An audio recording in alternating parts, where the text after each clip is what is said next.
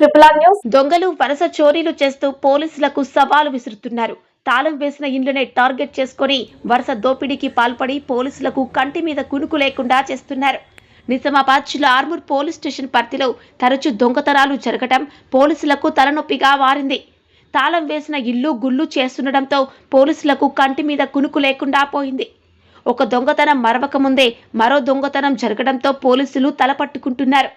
కొటార్మూర్కు చెందిన సయ్యద్ మోహినుద్దీన్ ఇంట్లో తాళం పగలగొట్టి దోపిడీ జరిగి ఒక్కరోజు గడవక ముందే ఎస్టీఓ గారు విధులు నిర్వహిస్తున్న తాజుద్దీన్ ఇంటి తలుపులు పగలగొట్టి దొంగతనానికి పాల్పడ్డారు.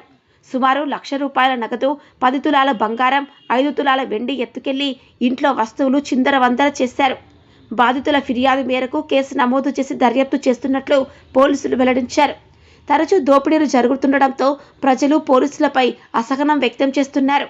దోపిడీకి పాల్పడ్డ దొంగలను పట్టుకొని సొత్తును రికవరీ చేసి తమకు న్యాయం చేయాలని బాధితులు కోరుతున్నారు.